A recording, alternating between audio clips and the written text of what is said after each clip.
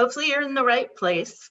This is our special Smart Politics webinar, How to Stay Cool During Hot Political Conversations, which I find actually is probably the most asked for webinar that we give. People want to know how to keep from getting triggered more than just about anything, because they find that that's a huge barrier to actually having these conversations. Who am I? I'm Karen Tamarius. I'm a political psychiatrist, and I'm the founder of Smart Politics. The different set of skills and perspectives that I bring to this work is that I'm trained in both psychiatry, which means I have a medical understanding of the brain and a therapist's understanding of how people change their minds. And I'm trained as a political scientist and political psychologist, which means that I understand the social science behind people's attitudes and beliefs and behaviors when it comes to politics. Here's a quick overview of what we'll be doing tonight. We're going to be learning how to manage our feelings and manage our emotions, particularly within the context of conversations, but also within the realm of politics at large. We're going to begin with an exercise that involves introductions and kind of getting a feel for why you're here tonight and what's really important for you. Then we're going to look at triggering itself, what it is, how it happens, and where it comes up in politics and leads to problems. And then we're going to dive into the real meat of this presentation, which are the 3 phases of emotion management. And those 3 phases are the training phase, where you are right now, the planning phase, which is what comes up when you're thinking about engaging in a conversation with someone, and then the actual conversation phase itself. What sorts of things can you do while you're talking with someone to make sure that you keep your emotions in check?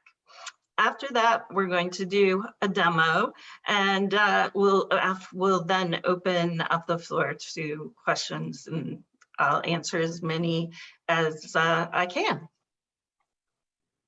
So let's dive into exercise number 1. And here's what I'd like you to do. We're going to put you into some small breakout groups. I'd like you to introduce yourself to the people in your small breakout group. And Luck, why don't we do breakout groups of 3? And then I want you to talk about what are the most common emotions you encounter in politics. And when I say that, I don't just mean your personal emotions, but also the emotions of people you interact with. What kinds of things do you see on the news or within your family or in political events, or maybe even politicians expressing? So try to name those and get those out.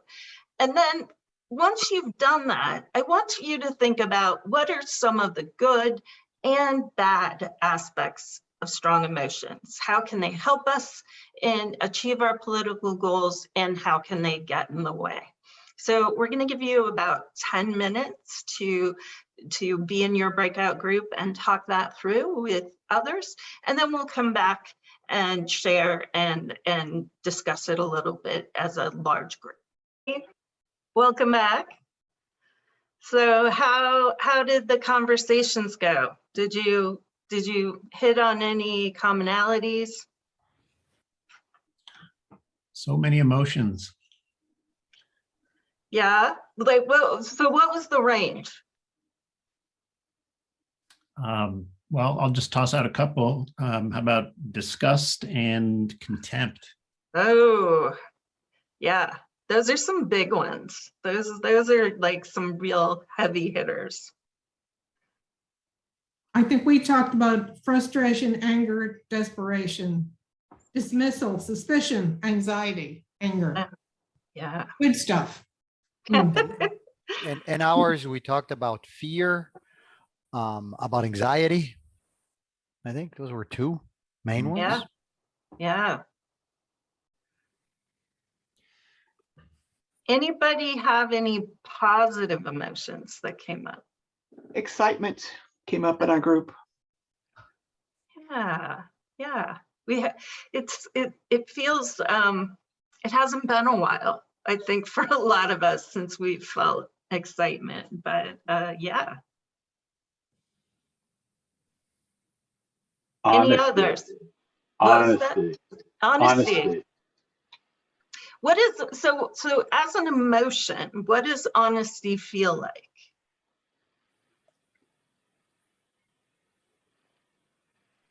So I guess to me, it feels like um, having the person understand that getting acknowledgement from the person that they take me at my word. Mm. So okay, yeah. So I mean, they can disagree with me. They can disagree with me, but it's that nod or acknowledgement. mm-hmm, mm-hmm. Yeah, I'm trying to think of I'm thinking of that as being seen, being heard, being respected Right. and acknowledged for who you are. Yeah. And so often in politics, what we experience is people seeing us as something we don't see ourselves as. Like people have like really clear ideas about who they're engaging with, but those ideas can have nothing to do with who we consider ourselves to be. So that can be a real challenge. And when that happens, it feels bad. What about other emotions? Like I've honestly felt contentment or like content. Mhm. It was a really nice feeling after you talk to someone who you disagreed with, and then once the conversation is over, you have this feeling of, almost relief, but content. Son of a gun, we were actually able to work this out. Yeah, Yeah, we're still disagreeing, but we can at least have a conversation. So I felt that as a positive emotion. yeah. I'm right there with you. It can bring us a certain degree of joy when we solve a problem or when we're faced with a challenge and we work it out together. That can feel really good. What about connection? Feeling a connection. Feeling a connection. Yeah. So what does that feel like for you when you're connected with someone? Well, that just harkens back to validation, being seen and heard. You've both been vulnerable enough to have the conversation. Mhm. So, and vulnerability is strength. Right. Yeah. Yeah. I think that's it. Yeah. Yeah, and I think it's a feeling. What you're describing there, it sounds to me, is that feeling of closeness, of almost like a form of intimacy with someone else. Yes. Well, I'm struck by how often when it starts to look like I've just entered into a conversation with a radical Trumpy, say, just how unlikely I am to experience anything like that. And it almost feels hopeless. Like, where could I possibly find common ground with this person? But I'm struck by your question, the original question, Karen, in part because we don't have to be slaves to our emotions. We don't have to accept the emotions that come over us. Sometimes we can choose other emotions. And I'm suddenly realizing that when conversing with people on the right, I get swept, strong negative emotions kind of overwhelm me and limit my effectiveness in those conversations. I wonder if I can't more deliberately adopt a more, well, here's an opportunity to learn something type attitude and maybe change the tenor. Right. Well, a lot of times emotions kind of sneak up on us right? They don't usually come bidden. They come usually in response to something in our environment. But if we're mindful of them, then we can take steps to kind of shift our feelings. And so that is exactly what, like you're anticipating some of the things we're going to be talking about tonight.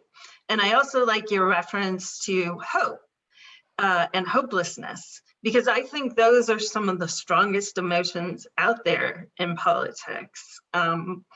You know, we're torn between a sense of, oh, you know, politics is about making the world a better place, and this sense that there's no point in even trying because nothing we do seems to work.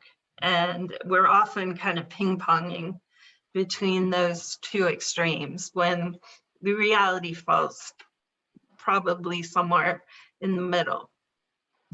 So what about the third question? The question of what are some of the good and productive aspects of emotions, and what are some of the ways they get in our way?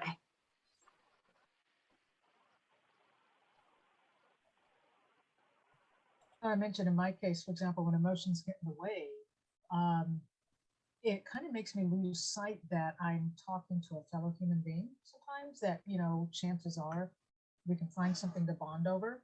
And it also makes me very flustered and then angry in turn. And so not exactly conducive to creating any kind of connection. Yeah. We can get caught in kind of a counterproductive spiral there, when particularly with anger. What about other ways in which the strong emotions impact us? I think that anger can actually motivate you, and you know, you kind of have to direct it, but it's you know, your adrenaline is going, and so that can feed you. It can inspire you. It can, you know, provide energy to either do something or to try harder. But you have to kind of, you know, you have to kind of steer it and monitor it and shape it, if that makes sense. Yeah, I think it absolutely does. Emotions exist for a reason. They are very helpful to human beings. Without emotion, we would not survive for the most part. And we need emotion to make rational decisions. Emotions provide us with a lot of really important information, and they provide us with motivation to do things we might otherwise not do. But the question is, are they adaptive in any given moment? And sometimes our emotions are not adaptive. Sometimes they cause us to do things that are irrational or counterproductive. And so as activists, our goal needs to be figuring out how to keep our emotions in a place where they're working in to our benefit and not working against us. So let's go ahead and dive in. The first thing we're going to talk about is triggering. And I realized last night I was doing a podcast where I was talking about triggering, and I assumed everyone knew what triggering was. And then somebody asked, what is triggering? And made me realize, wow, okay, not everyone knows what triggering is. So what does it mean to be triggered? Triggered is a strong negative emotional response to perceived threat. The word perceived there is really important.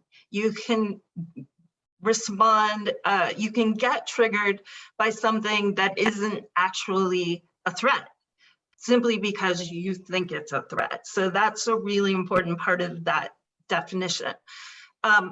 So what makes the being triggered problematic?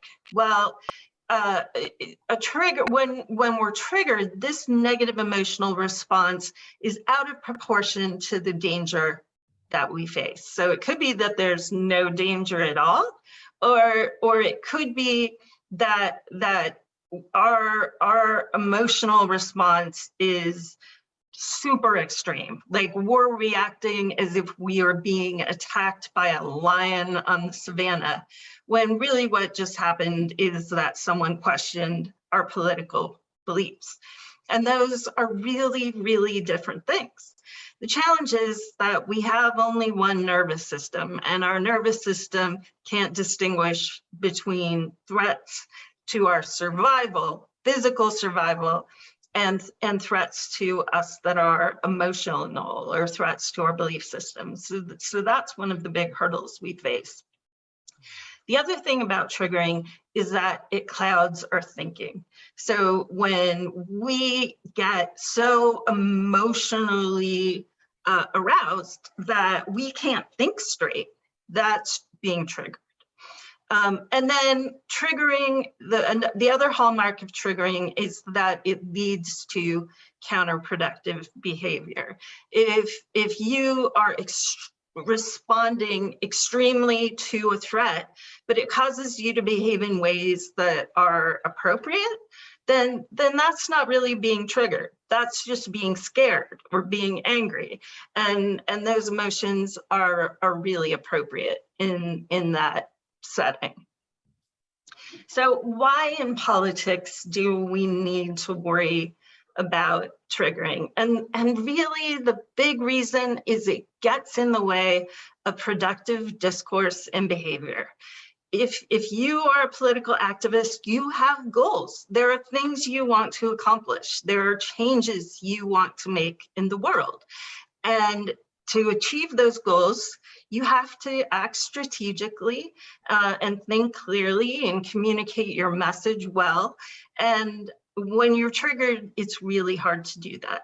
So I know you guys can imagine that, but just to bring this point home, I want to show you this very short clip of, all right, let's show you the video again, just to make sure that, so this is why we worry about triggering in politics. Next time, tell me if my slides are This down. is absolutely fucking lying though, you fucking dipshit. That is not what a fetus looks like, okay? It's a clip of cells at 12 weeks. It does not look like that. It's a clip of motherfucking cells. No hands are shown through that time. You're just a white fucking privileged racist fucking male that doesn't stand for women's rights. Get the fuck out of here, fucking dipshit, and get that camera out of my face, either. Okay, so that's what an amygdala hijacking looks like. I'd be willing to bet that this woman is perfectly normal and polite in her everyday interactions. But when we get set off emotionally in the context of politics, sometimes we start behaving very, very badly. And this is what we want to avoid. Hopefully none of you do this now. This is at the far end of a behavior we want to avoid, but it gives a good example of where the far end of the spectrum is. And Karen, what I would say is that illustrates the far end of the spectrum on the fight part of the amygdala, and the other two parts of that are fleeing, just get out of here as quickly as possible. I do that a lot. Yeah. And freezing. Yes. So yes, absolutely. So people go into one of This is absolutely fucking lying though, you fucking dipshit. That is not what a fetus looks like, okay? So people go into. This is absolutely fucking lying though, you fucking dipshit. Sorry, it's really it's not advancing the way it normally. This is absolutely fucking lying. There. Oh my goodness. Okay. I don't know whether she was pro-choice or She was. yeah, anti. she was pro. She was pro-choice. Yeah. She was pro-choice. Yes. I don't usually see us act like that. I just love that I've kept from swearing for a year on these calls, and Karen just burned through it in 5 minutes. used them all up. And that's what happens when people get triggered. That filter that normally controls our behavior just disappears. So why do we get triggered? Basically, we all have a built-in threat system that detects when we are in danger. It works the same way for all kinds of threats, whether it be a lion on the savannah or a Republican talking about abortion. When high threat is detected, we tend to go into fight or flight. Sometimes we go into a freeze state. The fight or flight means that we engage in an aggressive way, or the flight is we just get out of that situation and don't engage at all. Neither of those approaches is productive for political dialogue or for democracy. We can't engage in a persuasive fashion if we are fighting with people or if we're refusing to have a conversation with them. When we're in fight or flight, the primitive regions of the brain, we talked about, for example, the amygdala, take over while the thinking portions of the brain shuts down. So the real goal of emotion management is to keep us out of fight or flight and in this alert growth area. When we're in the green area, we are very calm and comfortable and we feel completely secure. It's great for non-political aspects of our life, but it doesn't allow for change. So if you're ready to engage and learn and grow and encourage other people to learn and grow, then you want to be in this alert zone. But you have to be very careful to make sure that you're not tipping over into fight or flight or tipping the other person over into fight or flight. Karen? Yeah. Are you aware? We are seeing 2 black rectangles on our screens that are covering up part of your slide. We're seeing I was trying to explain that to her before we started. Yes. Okay. So I think I know what it is. I know what it is. Okay. There and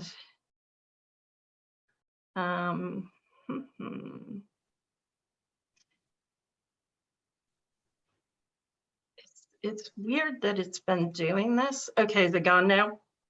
Well, you're not sharing right now, so.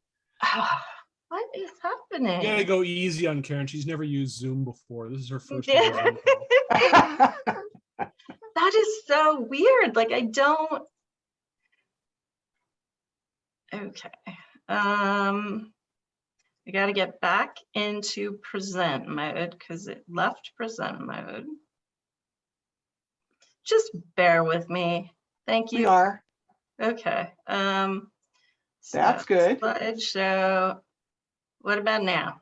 Oh, it's back. I don't know why they have those black things. They're I don't see smaller. the big black. They're smaller.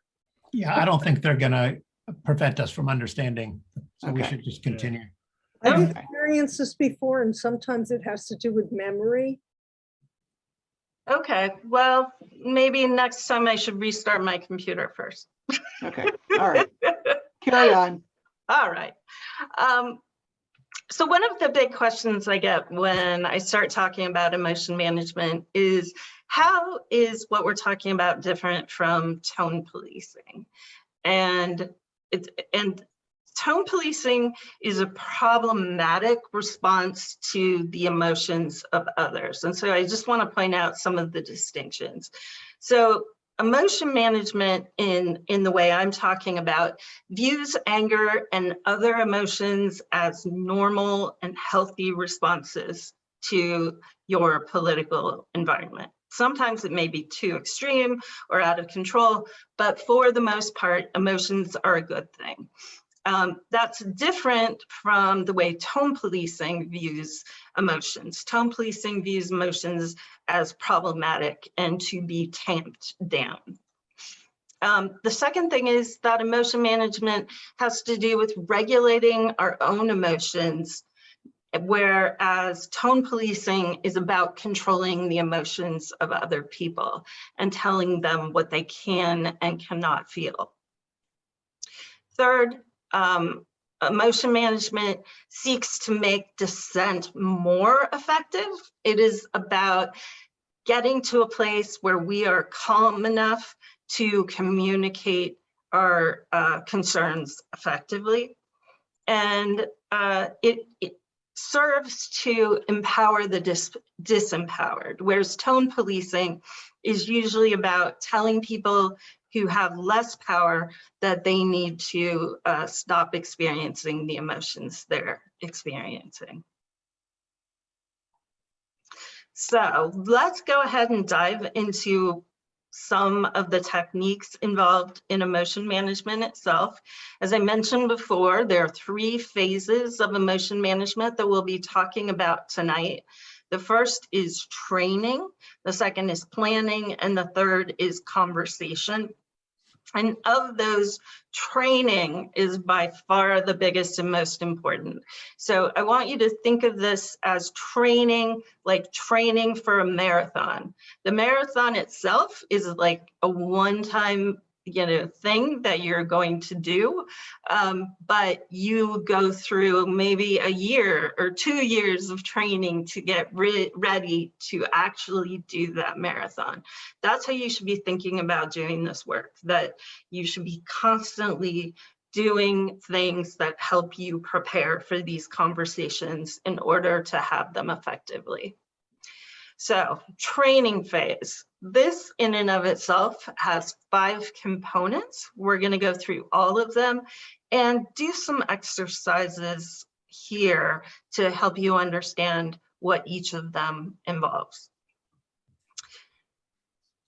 So, the first training phase step, the first skill you need to start developing is knowing your minds. And what this refers to is the tendency for people to be of multiple minds about any given topic or even in any given moment. And one of the ways we divide this is into our rational mind and our emotional mind.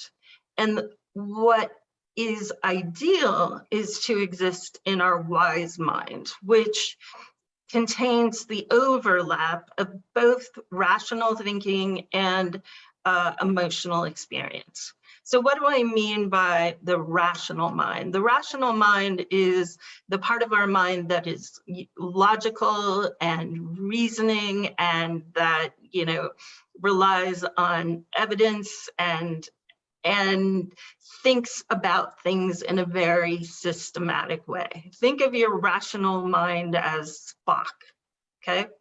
The emotional mind, on the other hand, is deeply intuitive. It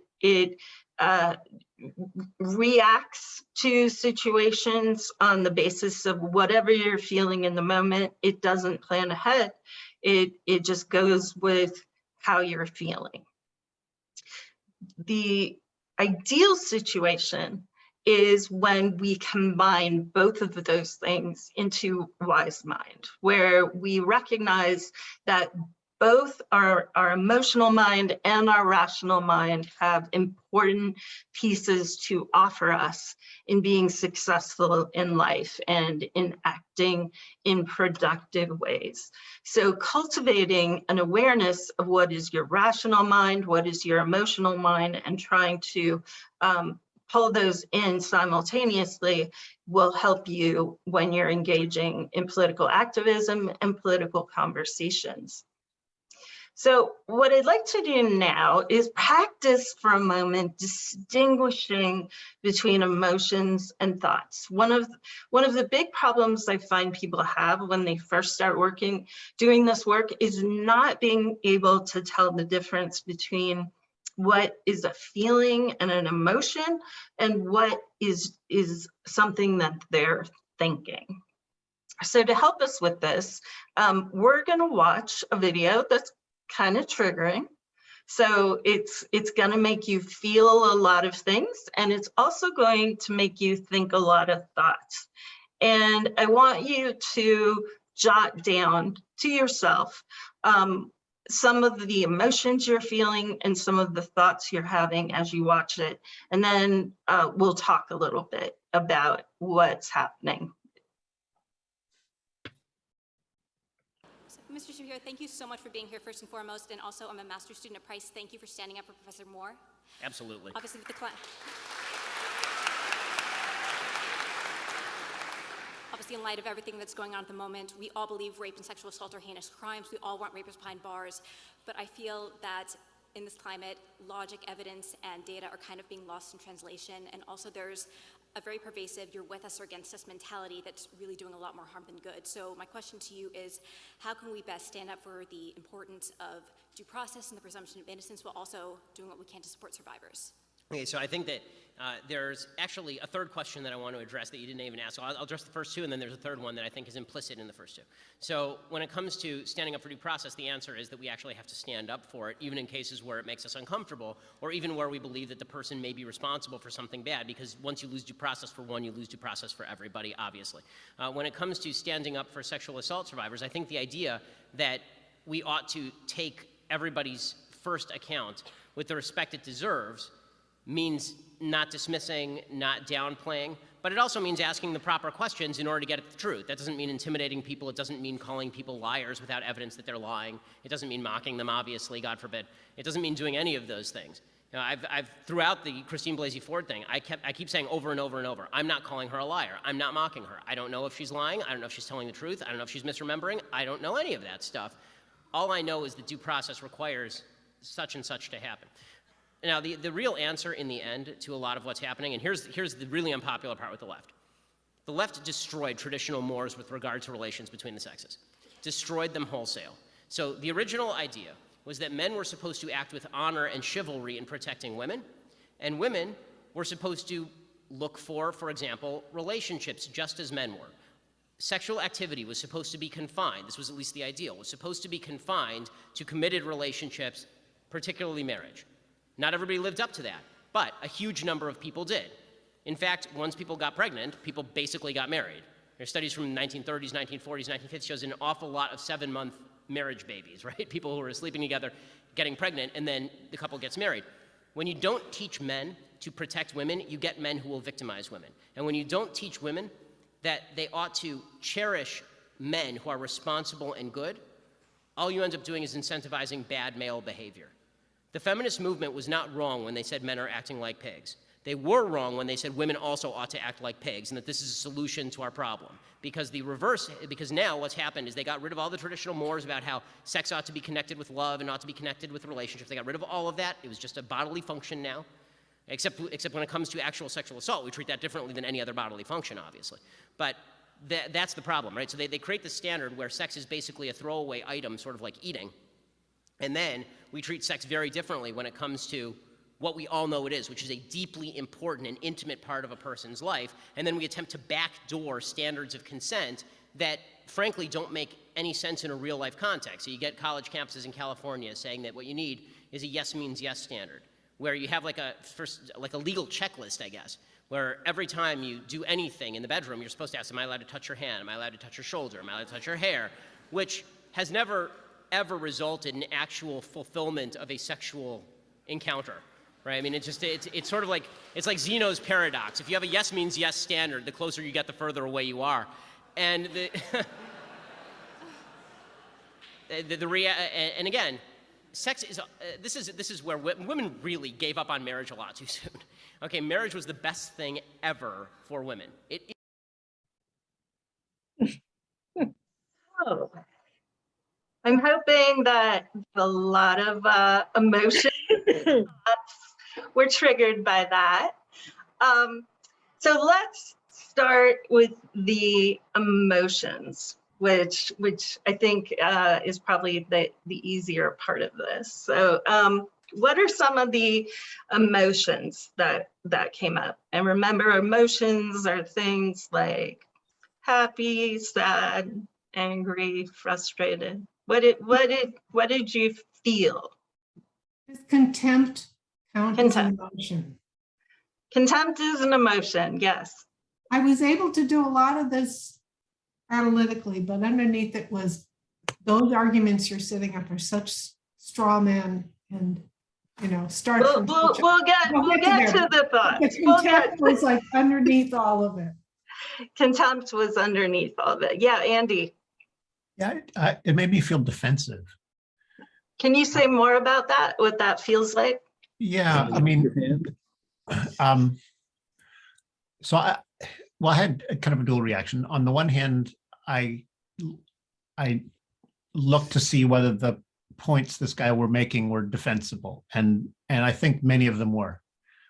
But it also emerged more towards the end that he had this narrative about how liberalism is destroying our culture. That he was, and he was really a culture warrior pushing that narrative. Some of his points I thought were actually quite valid, but he put them in service of an attack on my political position. So I felt defensive. Okay, so putting aside the analysis part of that, the thinking part, what you were feeling was attacked. Yeah. So, and that was where that sense of defensiveness was coming from, that you needed to protect yourself, that you were in danger. And so in some ways, that maybe the best word for that is kind of a fear about what was happening. That's what I was gonna say. I felt fear. Yeah, fear. But I also felt fear because I was thinking, how many people is he influencing? And there's danger in that. Yeah, so one of the things we're noticing here is that there is an emotion, and then often there's a thought, and that thought causes an emotion. So there is, these things are not totally independent of one another. Kimberly. Yeah, repulsion. Is that an emotion? Yes, disgust. Yes. Yes. Just pure unadulterated repulsion. Yep. Okay. Well, it says Warren, but that looks like Judy. Well, we're sharing tonight because we've got one ticket. Oh, okay, great. I felt indignant. I wanted to argue back and point out that women could have a perfectly miserable life under the mandated marriage conditions that existed earlier in the century, and there were still a lot of rapes. Indignant. I like that. Okay. Any other emotions that people had? Go ahead, Sandy. I felt sad. It made me feel sad. Yeah. Yeah. First of all, did he really believe that stuff? And secondly, somebody else said it, the number of minds that he was going to infect. So, folks, what about, let's shift then from emotions.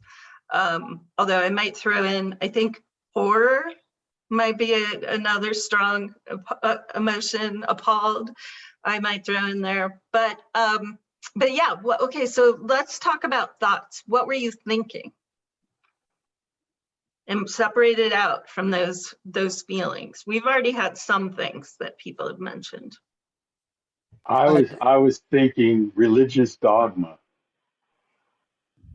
So you were thinking, where is this coming from? This sounds like religious, like babble, maybe, or like this is, this is not original thought.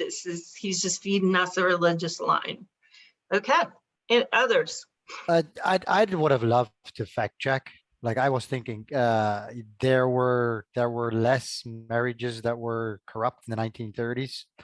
I don't know. I just love to. I wonder if that's true. I mean, the way he can talk really fast, and so he seems like he knows what he's talking about. But sometimes I don't know if he does. Now, I'm curious, Marvin, you use the word love. So that's an emotion word. So where do you think that that's coming from? I don't know. Like I said, I'd love to fact check him. Yeah. Where would that be coming from? I'd have to sit and think about that for a bit. Okay. My guess is that you would love to do that because that's your sense of self-righteousness. You want to show him that he's wrong. Yes. And that yes, is an emotion yes. that comes up a lot in political conversations and gets us into a lot of trouble. I had this feeling that, and I'm not exactly sure the word to use, but I had this kind of thought and feeling that kind of were linked. And it had to do with being kind of pigeonholed and trapped in like being characterized in a way that, I mean, I don't think those things, you know, I mean, I have the values that he doesn't like, but I'm not what he just described. And I felt like I was being sort of shoved into this little caricature that he could have an easier argument with. Yeah. And that really made me angry. Yeah. Straw man. Yeah. Yeah. That gets back to what we were talking about earlier about not being seen for who you actually are. And that is one of the things that feels especially bad in political discourse. And it's one of the reasons why it's so important in our political conversations to make sure we're seeing the person we're talking with accurately, because we are very likely to bring our own preconceptions about others into our dialogues. And it can be extremely off-putting for them when we start saying what we think about who they are, and they, you know, are like, that's not me. He wasn't having a conversation though. He was giving his position. That's true. That's true. And, you know, and just like, you know, I could have, I mean, I agreed with, you know, two of his points. Yeah. And so what did you expect him to do? Now, you may not think the same thing I do, but, you know, yeah, me and my buddies feel this way. Yeah. You know, I mean, and, you know, he's not getting paid to do that. That's not. That is true. Pam, I see your hand. Thanks. So what's interesting, I'm aware that my emotions are probably different under different circumstances. So just watching this as a video, not being part of that group when this was happening, and also perhaps the moment, because of course he's referring back to Christine Blasey Ford and all the emotion I felt around that. But in this space and time, I just laughed. I laughed at him. I was just like, oh, this is so silly. Yeah. So my thought was, you're just being silly. I mean, I know you believe this, but you have to go back to the 30s. I think it's interesting because there certainly is a religious part he's coming about that. I go, maybe you should go back and read the Old Testament. I'm just like, this is nuts. Yep. That was my judgment. That was my thoughts. He's nuts. Noreen has her hand up, and then I had something I wanted to add. Yeah, Noreen. Okay, so I want to add here that I was like Pam and I was laughing, but it just really dawned on me and something in our breakout session that by me laughing at this, if I was in a conversation and having that feeling and I kind of on my facial expression, it would be that snicker I get from my husband when I try to talk about it. So it's a dismissal. I feel it's a dismissal. Is my laughter my protection? I don't know. Yeah, yeah. Humor is a really interesting emotional response, and it does fit into a category of we only laugh at things when they at one level they seem threatening, but at our cognitive level we know they're not. And it's that disconnect between those two things, the gut level and the cognitive level, that causes us to discharge that emotion through laughter and an experience of mirth. So yeah, it is a question of what does it mean, and what is the effect on others. Locke, you were saying. Well, I'm thinking about the laughter thing, which is really interesting. I was just going to say that for me, I think kind of along the lines of what Pam was saying and what Noreen was saying was, I know who Ben Shapiro is, and I have exposure therapy. So I've a couple years ago, 10, 15 years ago, I was like, who the hell is this smug little asshole? Oh, I get to swear now because you already broke that seal tonight. But now I just kind of, yeah. So I think what someone said earlier was the concern about, oh, this has influence, it has impact. He is a pundit and he plays off that. But yeah, my reaction is just kind of like to roll my eyes and be like, Ben Shapiro talking real fast about shit he doesn't know. So, yep. Baby. I realized that what I was doing while he was playing it was like going through all the rhetorical devices and thinking about all the things I knew that refuted what he was saying. And I mean, that helped me keep my emotions. But I think when I talk to people I know in person, I do that. And it sort of feeds into a feeling of disdain, which doesn't help. It really doesn't. It kind of puts me in a position of feeling superior. Yeah. And that is not any good for real dialogue. I just realized that. Jim. So I think this is a good point to ask this question that sort of nags at me. And my question is there a point where you're not just encountering or interacting with someone who you disagree with, but that you're actually encountering someone who's trying to manipulate you? And is there a point that they're so into the manipulation that what you're suggesting here is not a good idea? You know what I mean? I'm suggesting here. Like what you're suggesting is, be respectful to people, to like this model of trying to, get away from your triggering emotions. Yes. Listen, make sure they feel respected, which I totally agree with. Yeah, we'll get to that at the end tonight. Okay. Yeah, good question. Good question. So I'm going to move ahead because we have a lot to cover. And let me share my screen. Just let me know if I fail to share my screen again.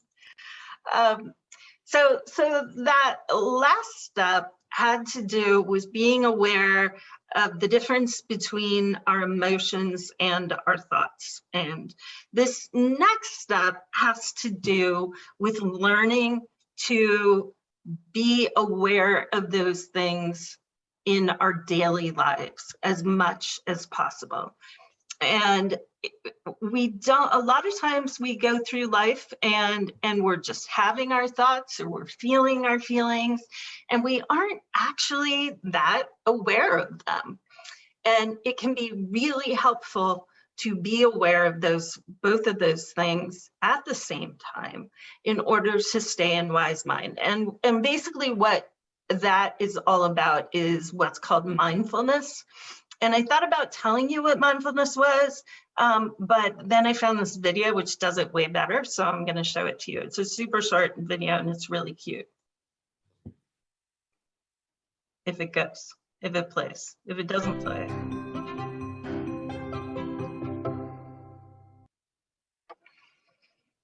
You may have heard this word mindfulness. It's become something of a buzz phrase of late. I'm going to give you one simple, serviceable definition, which is this.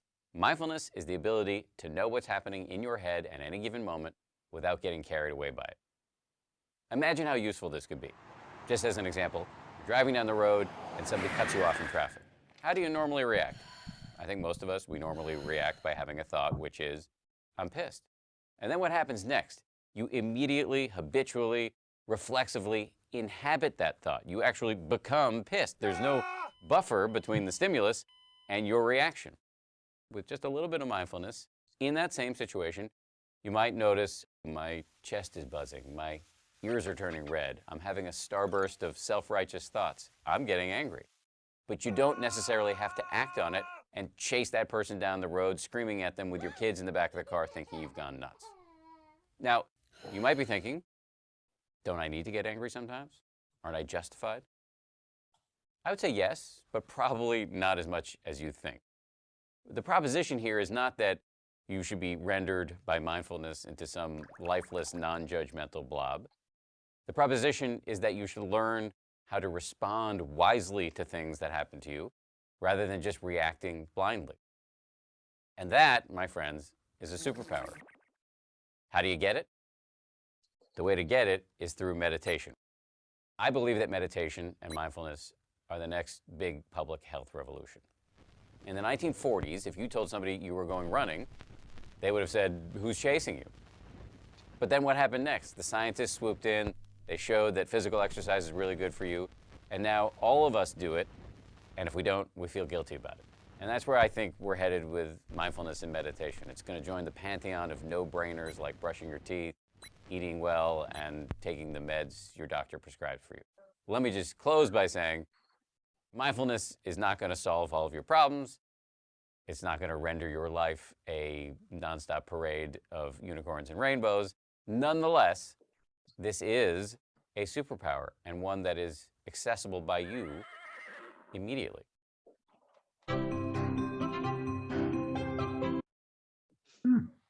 Cool. So that's what mindfulness is. Now, what I'd like to have us do is a 2-minute simple meditation. And it's up to you if you want to participate or not. It's guided, so it's super easy. And you can turn off your camera if that makes you feel more comfortable and just listen. And that did not work. So much for that meditation. Let's try it again. There we go. I'm going to guide you through a very simple mindful breathing exercise. It's very useful when maybe we're getting a bit stressed, a bit anxious, we're finding ourselves worrying or panicking in the day. We need to just connect ourselves back to the here and now, ground ourselves in this moment. So I'm going to invite you to sit up straight, let your shoulders relax down naturally, and gently rest your hands in your lap and let go of any tension in your arms. Just relax them. And you can either close your eyes or focus with a soft gaze on something in the distance. Now start bringing awareness to your breathing. We're going to be breathing in and out to the count of 4. So to start, empty your lungs.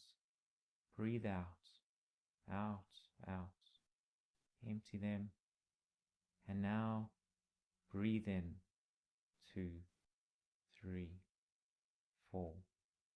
Out. 2, 3, 4. And in. 2, 3, 4. And out. 2, 3, 4. And in. 2, 3, 4. And out. 2, 3, 4. Now let your breathing just return to its natural rhythm. When you're ready, open your eyes. Have a look around. Notice how you are here right now in this moment.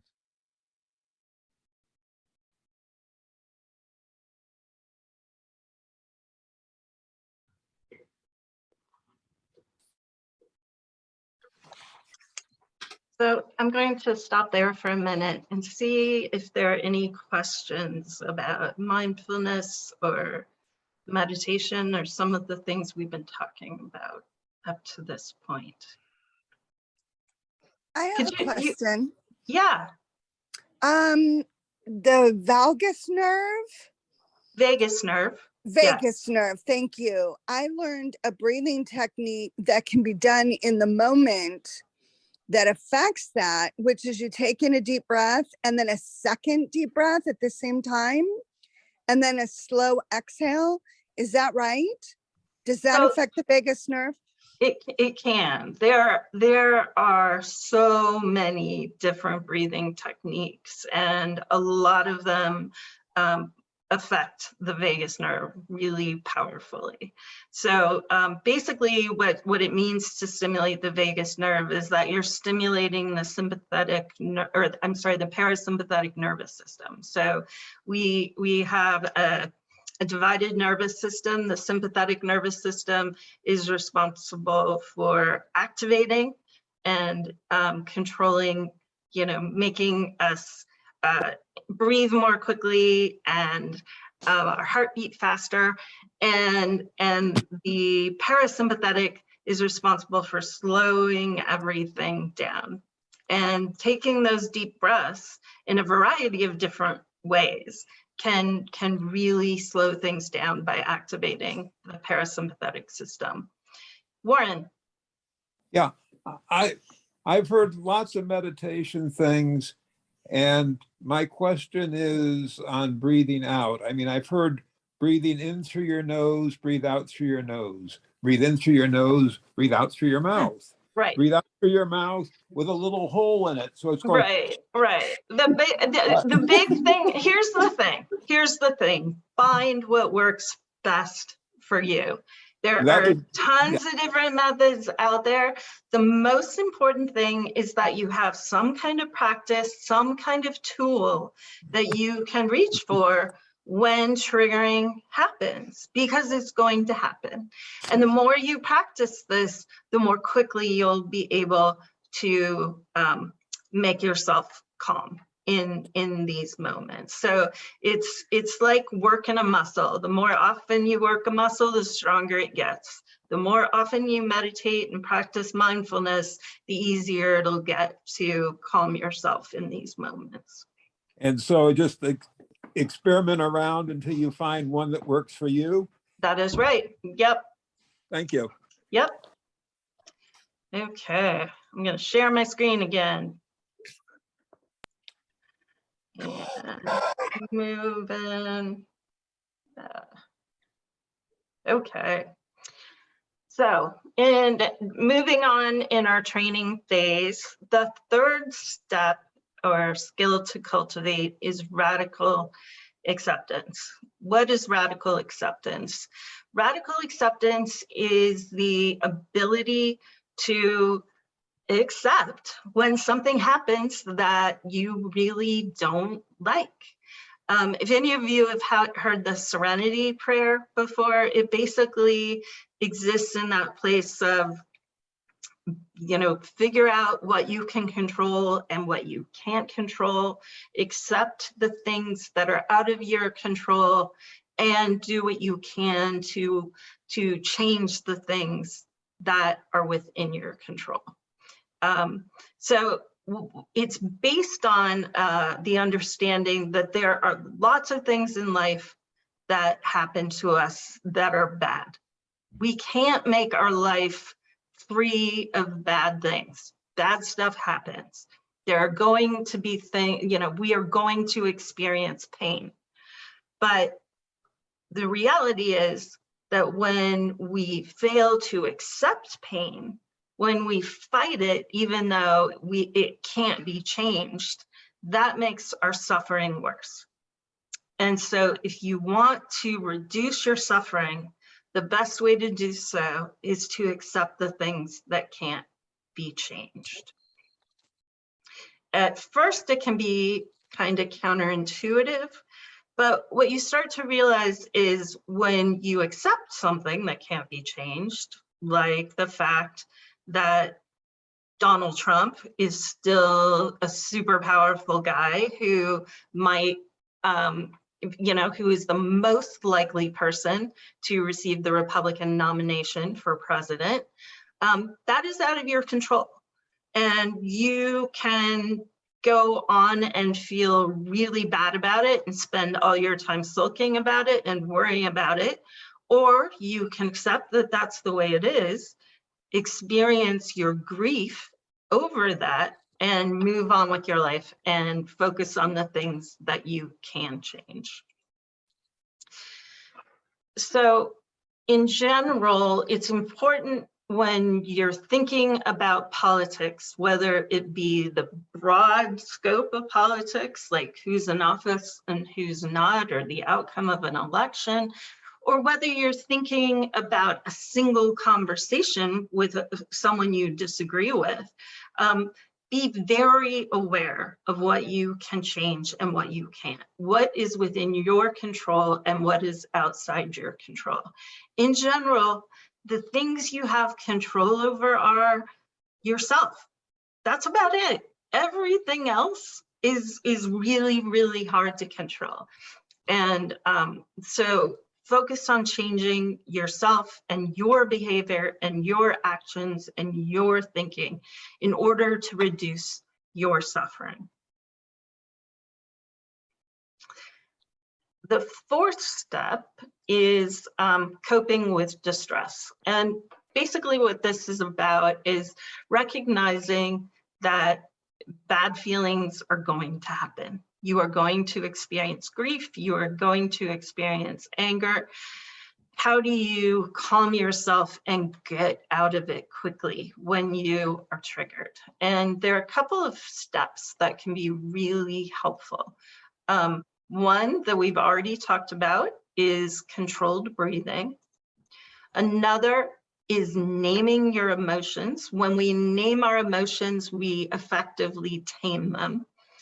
And the third is to ground yourself. And grounding yourself means paying attention to what's happening in your environment in order to distract you from what's happening inside of you. So we're going to get triggered again. So brace yourselves. And then what I'm going to do is demonstrate these by actively, we're going to walk through those 3 cool down steps to take you from triggered to not triggered. Okay. Hey, Karen, just check. Some people are having some trouble hearing some of the videos. Okay. A few of them are very faint. Some of them aren't. So it's hard to tell. So let me, it's really, yeah, it's not giving me any audio options. I apologize about that. Locke, if there's anything you can do on your end with Zoom, I don't know. No, there's not. Yeah. It's not every video, but some of them are faint. Okay. I can turn my volume up enough, and of course everyone can adjust their speaker output to a certain extent. Yep. I don't know. I apologize. I recognize the quality of some of these videos isn't awesome. So, okay. I think this one's pretty loud, if I remember correctly. Well, 40% of Black families have zero or negative wealth. White family worth, in terms of financial worth, is 69 times more than that of Black families. Given this disparity, how can you argue that racism is not a driving factor in income inequality? Because it has nothing to do with race and everything to do with culture. And when you have a culture that doesn't, you know what? Explain to me. You explain to me why Black kids aren't graduating high school. Explain that one to me.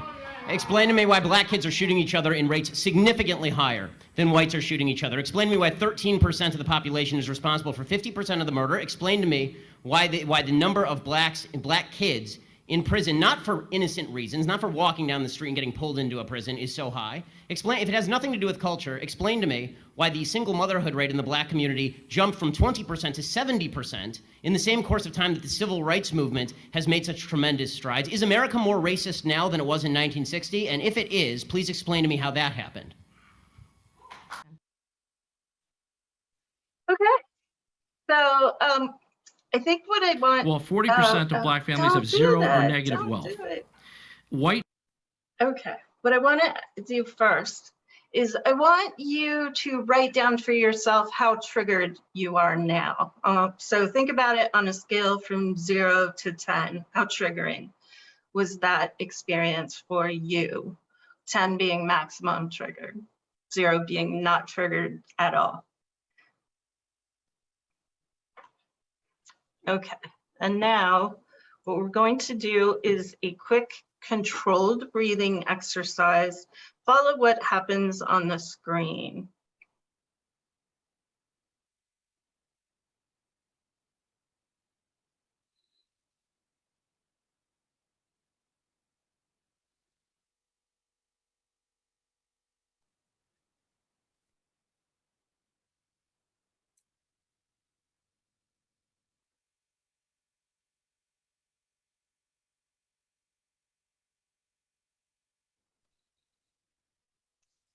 All right, now I want you to name the emotion you are experiencing. So be more specific than triggered and write down the emotions that came up for you.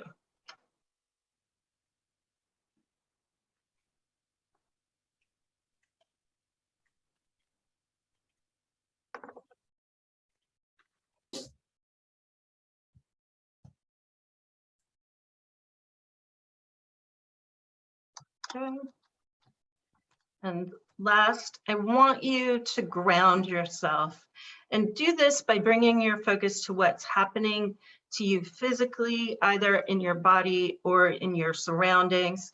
So I want you to look around the room and identify 5 things that you can see in the room.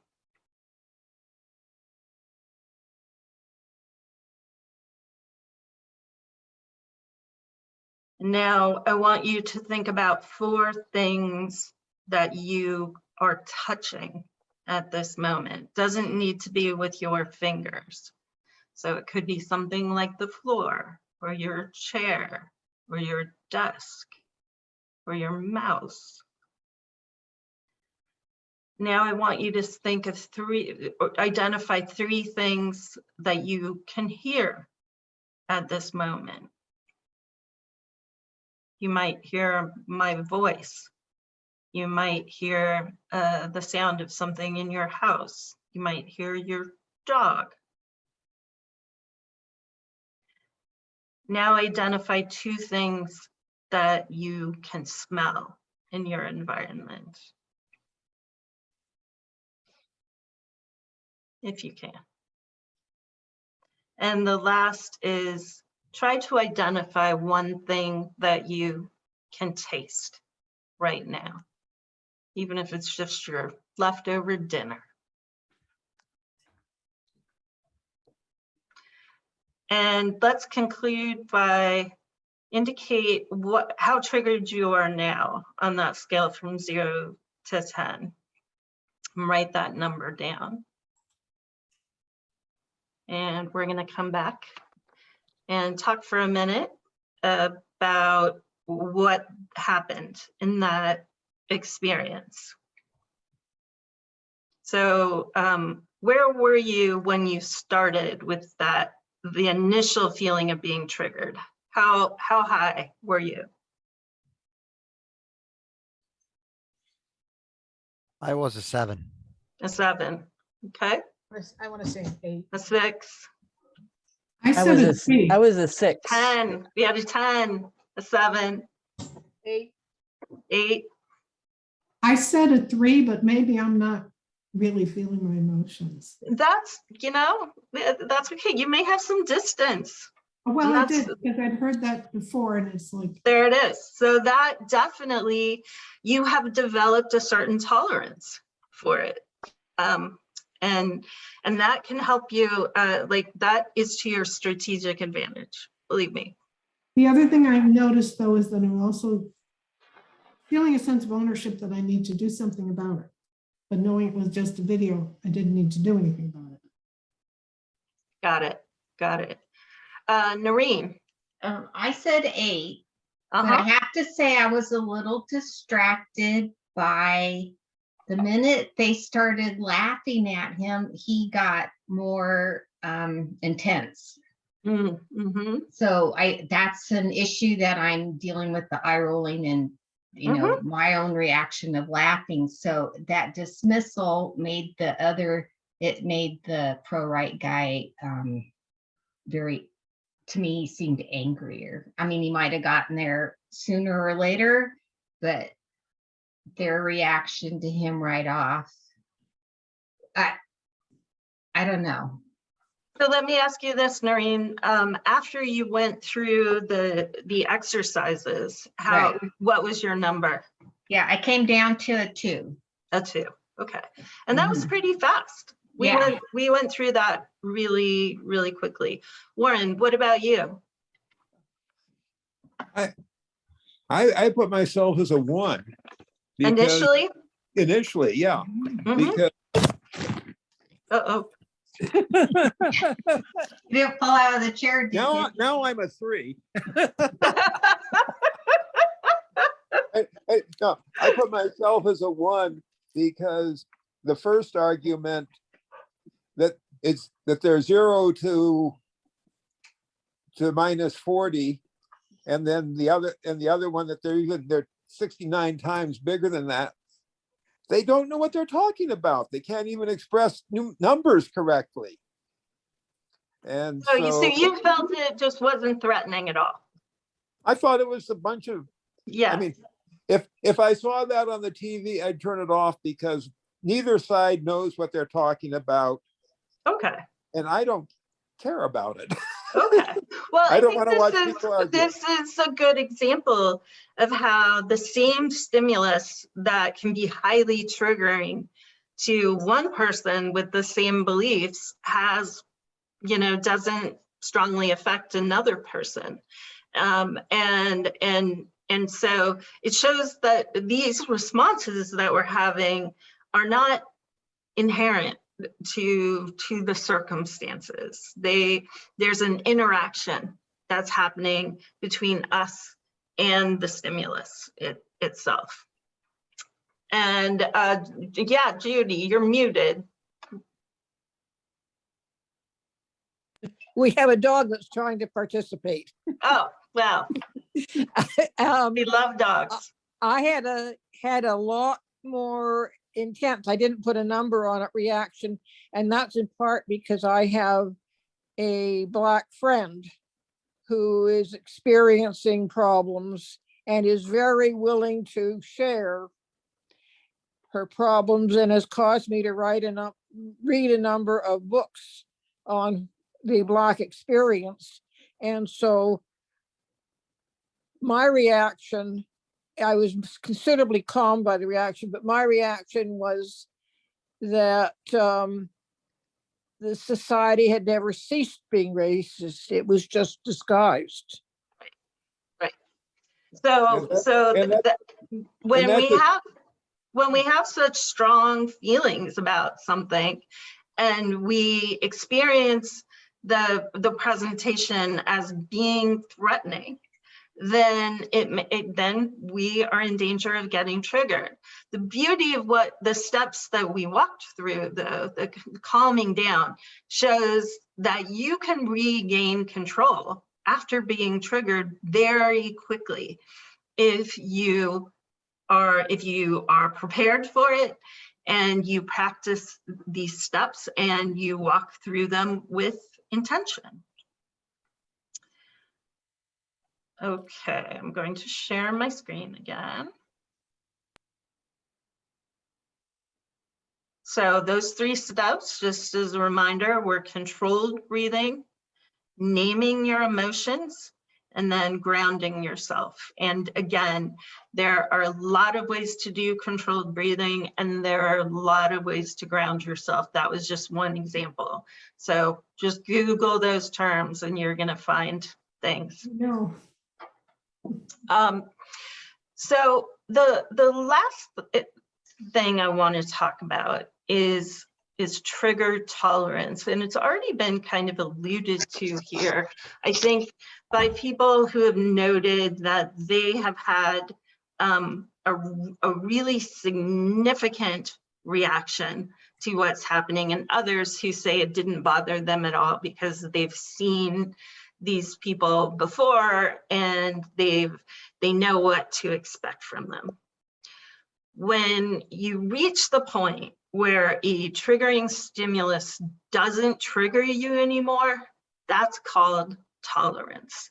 And that is one of the most important ways you can control your emotions in political conversation, to get to a point where the things that used to set you off emotionally no longer do. And it doesn't mean that you've changed your cognitions about those things necessarily.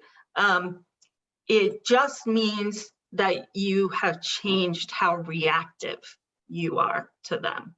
So I, for example, when Donald Trump was first elected, had a horrible time being exposed to him in any way. I couldn't watch the news, I couldn't listen to the radio, couldn't read the newspaper, because every time I saw a picture of him or read his name, it literally made me sick. I gradually got to a place where it didn't bother me anymore by exposing myself to him in just the same way people use exposure therapy to deal with fear of spiders or to get over post-traumatic stress disorder. So what I want you to do during this video is practice taking deep breaths while Trump is speaking and seeing if you can get yourself to calm down, even though he is saying a bunch of things that are really going to be triggering to you. One of the things that's really powerful in a moment like this is to ride the wave, to recognize that triggering is just an emotion that comes and goes. Anger does not, just because it arrives, doesn't mean it will stay. Those of you who have given birth will know this from contractions. Like, contractions come in waves, right? And it doesn't help you to fight the contraction when it is arising. Your pain actually gets worse the more you fight the contraction. The best thing is just to observe the contraction and let it pass. And so use that same approach to experiencing the triggering that comes along with watching this video. Thank you very much, and it's great to be back where it all started with the great patriots of CPAC. Thank you very much. Thank you. The socialists, globalists, Marxists, and communists who are attacking our civilization have no idea of the sleeping giant they have awoken.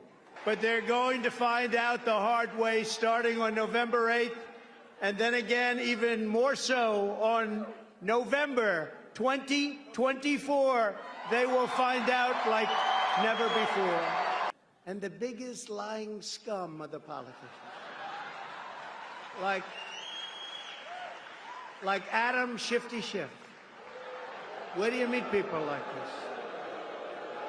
He actually made up a story about my phone call with the president of Ukraine, who, by the way, is a brave man. He's hanging in. He's a brave man. I have no doubt that President Putin made his decision to ruthlessly attack Ukraine only after watching the pathetic withdrawal from Afghanistan. Yesterday, reporters asked me if I thought President Putin was smart.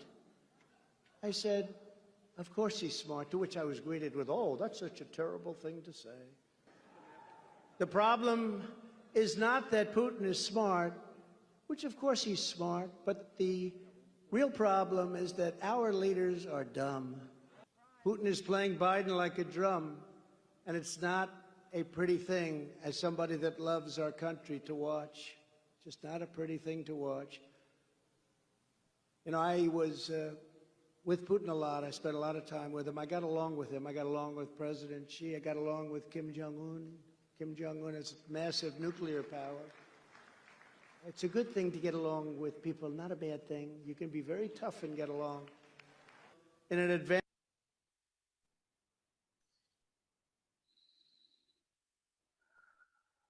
So how was the riding the wave? How did it go?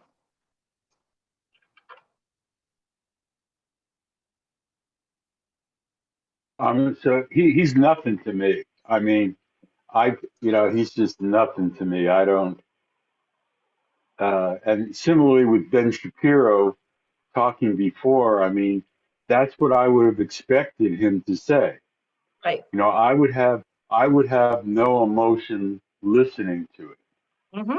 If I got into a conversation with him, though, if we actually talked about it, then I'm sure I would lose all that calmness that I'm sitting here smirking at what I know he's going to say next. And so, so I think that it's really the face-to-face thing, that I need to be able to control. Got it. Was anybody triggered? Yeah, Jim. Yeah, no, I tried, but which is weird because like I meditate, but I find it, I feel despair, for humanity. Mm-hmm. Mm-hmm. Not just because of him personally, but raise your hand. Right. I put my hand up. Just because of what he represents in us. Yeah. Yeah. But I mean, I do think, I guess I had a question about when you say name it to tame it. Yes. Does that mean you specifically name the feeling in your mind? Yes. Right. Okay. Yeah. Yeah. Katie. I wasn't as triggered as I thought I would be.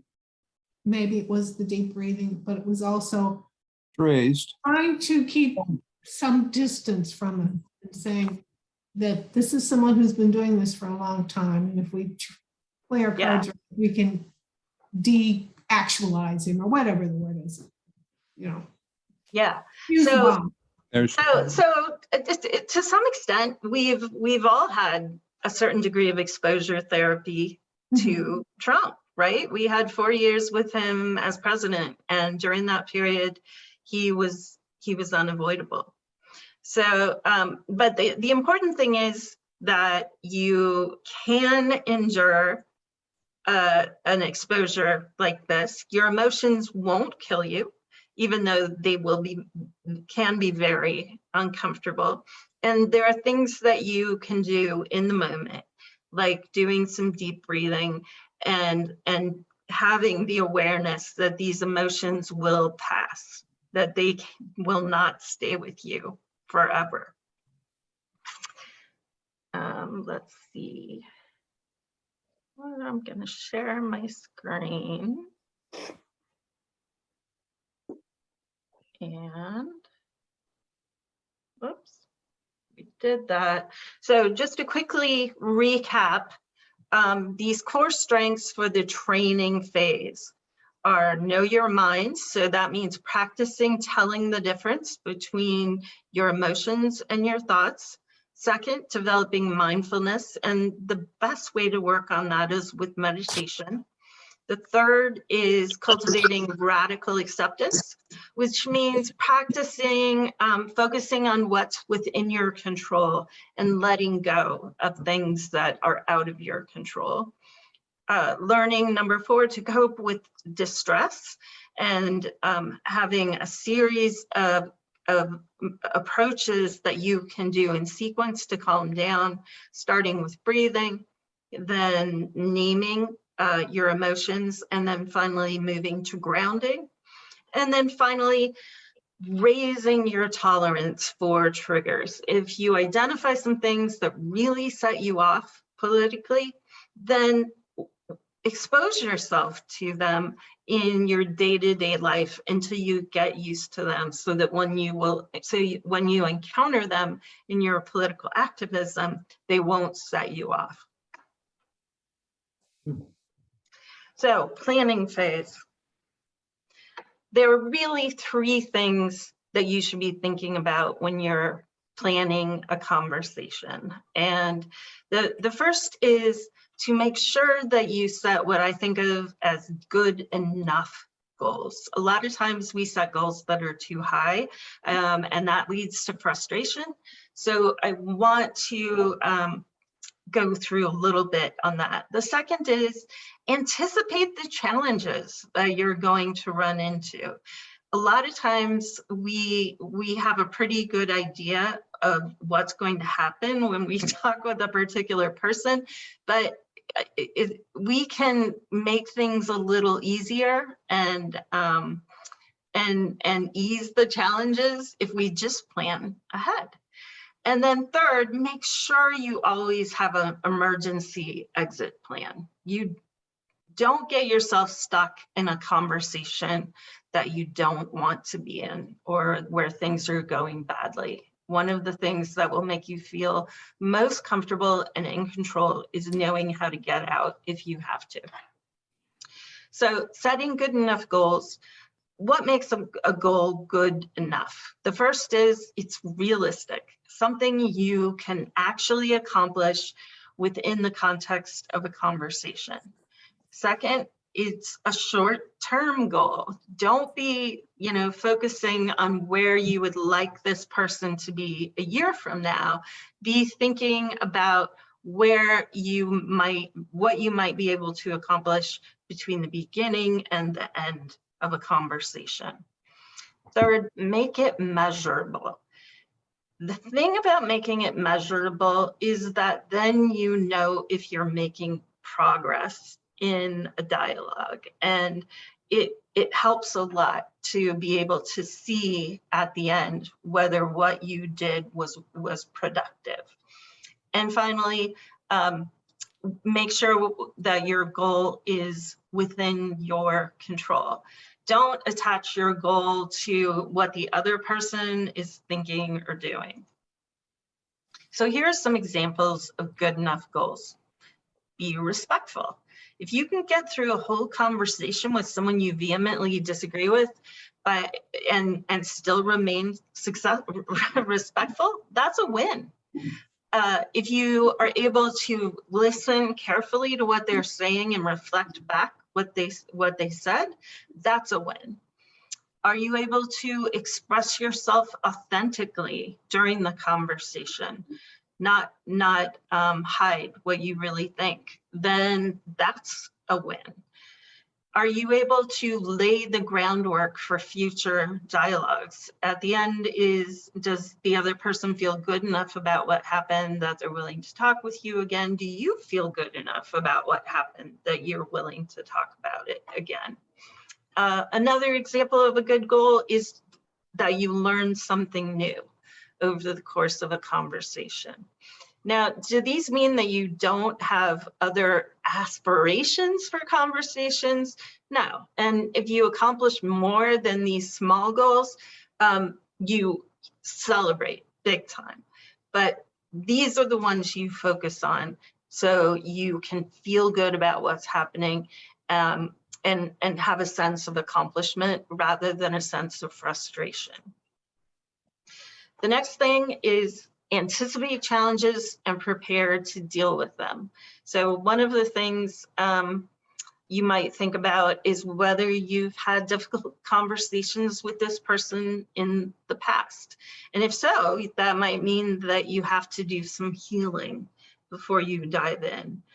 Do you have a challenging relationship with this person in general. So maybe you, it's going to be important, if that's so, to think about the ways in which your broader relationship is influencing your political relationship. Think about, is this person a person who's easily triggered? Maybe they have a history of trauma, and that makes them especially vulnerable to going into fight or flight. If so, you're going to have to be extra careful in the dialogue to make sure that they don't feel threatened. Is this person afraid of talking politics? Are they somebody who just always avoids conversation? If so, you're going to probably have to say something explicit about how you want to create a safe space for them to talk about this. Does this person watch Fox News or engage, get a lot of right-wing media? If that's the case, then you're probably going to have to do a lot more listening than you would with someone who doesn't watch a lot of Fox News. And you also know that you're probably going to have to brace yourself for a lot of disinformation, and how, knowing how you're going to handle that when it happens is important for preparing and being, maintaining your emotional equilibrium over the course of the conversation. And then the last thing is this emergency exit I mentioned before. Emergency exits don't have to be elaborate. They range from something as simple as, excuse me, I have to go to the bathroom, where you don't have to give any explanation for what's that has to do with what's actually happening in the conversation. All you have to do is throw that out and get out of there. Sometimes if you have the wherewithal, it can be better to kind of save room for the conversation for the future. So saying something like, I really would like to discuss this with you, but now isn't a good time. Can we put a pin in it? Is a great way to gracefully exit the conversation, but make it clear that you want to come back and try again later. And one thing that can be really powerful is actually being upfront about the fact that you're getting triggered. When we admit to people that we're getting triggered without blaming them for it, it's actually a way of making ourselves vulnerable, and it makes them more open to, or more likely to be open to us and more trusting of us going forward. So something you might say would be, I'm sorry, this conversation is hard for me, and I can feel myself getting a little triggered. Can we try again later when I'm feeling better? So all of these things are kind of different degrees of ways of getting out of a conversation. But the important thing for you to know is it's okay to leave if you start to get triggered, and don't assume that you're not going to get triggered. Even now, with all the conversations I've had, all the skills I've collected, I still sometimes get triggered, and I need to have these exits at my disposal. We're going to skip this because we're running behind. So the last phase is the conversation phase. And this is pretty simple. There are three big things you need to do. The first thing is to slow things down. The second is to set boundaries. And the third is to elicit stories. So most of you, I'm sure, are familiar with the change conversation cycle. And I'm not going to go into this except to say that one of the big advantages of the change conversation cycle is that it slows the conversation down. And when we slow the conversation down, it allows us to process our emotions more. It allows the other person to process their emotions. It allows you to process your emotions. And that makes it a lot easier to have these challenging conversations. The second thing that you need to be able to do in your conversations is to set boundaries. Now, a lot of conversations I find I don't require my boundary setting skills, but there are certain people with whom they become very handy. So if you are having a conversation with someone who has a habit of being disrespectful or questioning your motives, or calling you names or calling other people names, then you are going to need these skills in order to have a productive conversation with them. The important thing to know is setting boundaries works in most cases. I have very rarely run into situations where I haven't been able to get someone to behave appropriately by setting boundaries. But it does, you have to be very conscious when you do it. And I think of it as going into my mom mode.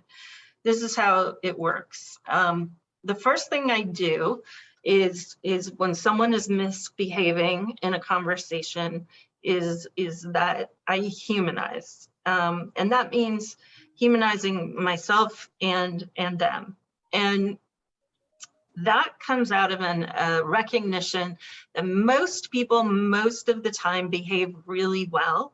And when they're not behaving well, it's because they've kind of forgotten there's another person on the other side of the dialogue, somebody with feelings. So how do you humanize yourself? Well, one way is to use their name and introduce yourself if you haven't met each other before. Another way to do it is to talk about your emotions and your feelings and reactions to what is happening. So acknowledging that the conversation is having an impact on you. So somebody says something that's disrespectful, using a word like ouch to just indicate that hurts can really bring them back to realizing, oh, I am interacting with someone who has feelings. And then another thing you can do to humanize is to emphasize ways in which you are alike. The second thing you can do, if humanizing isn't working, the next step is to negotiate a contract. And what that basically means is lay out exactly what you expect from them in order to have this conversation. Usually what I say is something like, hey, I really want to have this conversation with you. I really want to learn what you think about the situation in Ukraine. But I can't have this conversation with you unless you treat me respectfully. So I need to ask you to stop calling me names. I need you to not question my motives. And I promise if you treat me respectfully, I'll treat you respectfully too. Almost everybody, when you do that, says, oh yeah, of course, I want to be respectful also. But a lot of times people will do that and then they'll go right back to misbehaving. When they do that, it's usually because it's a habit. They are accustomed to engaging that way. It's not because they're intentionally violating the contract. So then go back and remind them of their prior agreement. Say, reminder, what I said before, and we agreed that we're going to be respectful of each other, right? And almost always they'll say, oh, yeah, sorry, right, yes, we're going to be respectful. I apologize. I got carried away. The last thing is sometimes some people just can't stick to the agreement, or they decide they don't want to form an agreement at all. It's extremely rare, but sometimes it happens. When it happens, go ahead and suspend the conversation. And you don't need to end the conversation and say, I'm never talking to you again. You don't need to block them on social media. You can just say, you know what, I don't think right now is a good time to talk. It seems like we can't, you know, you're being continuing to be disrespectful, and I really can't talk under these conditions.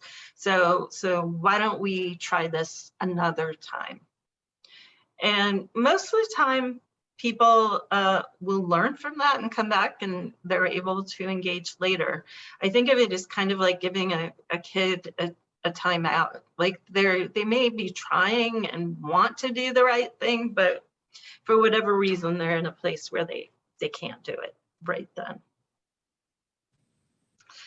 And last but not least, in a conversation, one of the things that you really want to do whenever possible is cultivate feelings of empathy for the other person, because that can help you get over your anger and your frustration and your hopelessness.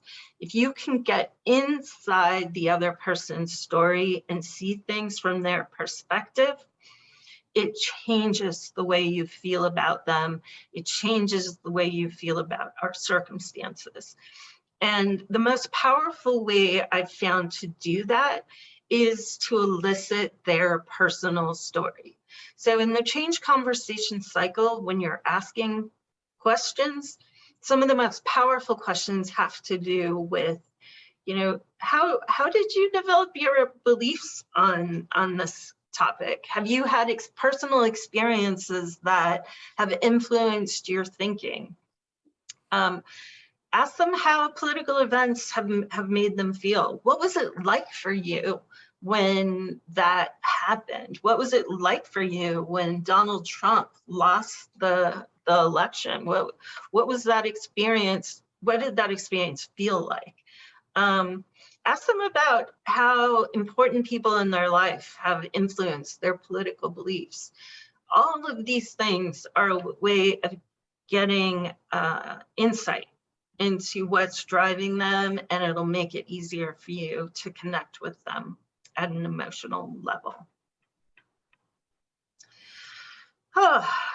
So that's that. I know we're already over our time mark. I apologize. So any questions about all of that stuff that we just went through really quickly?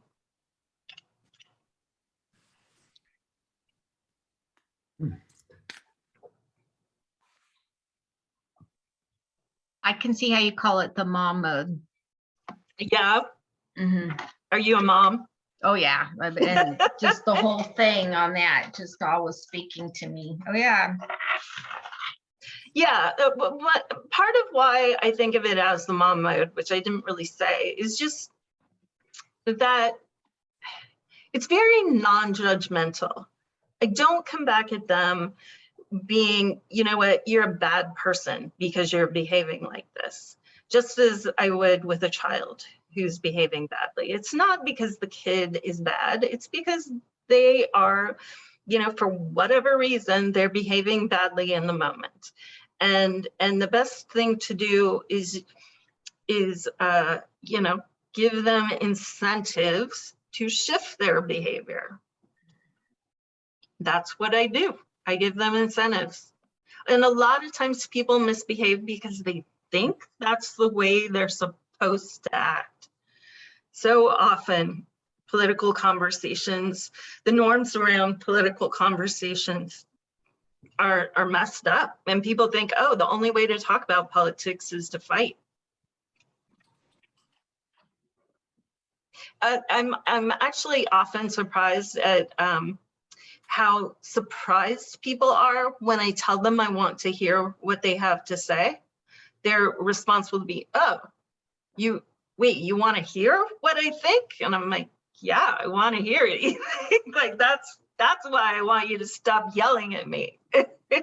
and that's like a transformative moment.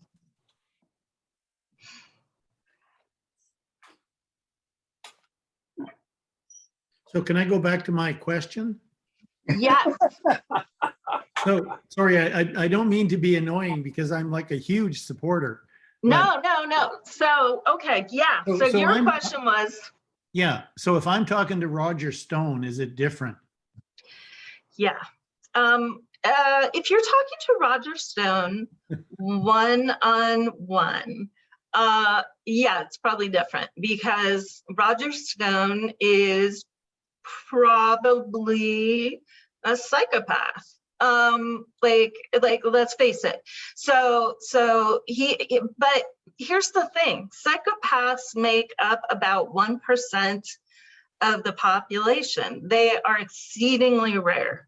So for the most part, you're going to be better off assuming that the people you're talking with are normal people who are behaving, who have good interests at heart and are doing the best thing they know how to do, even if you disagree with it. But it is true, there are some people who are like Roger Stone. They are not motivated by the good of anyone else but themselves. One thing I do want to say though, that I should have named earlier, is the situation of abuse. So there are a handful of people who can become, their behavior isn't just bad, it's abusive. Like they just keep coming at you no matter what you do, and their goal is just to make you feel bad. When I encounter people like that, which is exceedingly rare, I cut off conversation, and I usually give them a few opportunities to come back at a later time and try it again. But every once in a while, I encounter someone who's like, yeah, this just isn't going to work. So Shapiro would be one of those kind of people, right?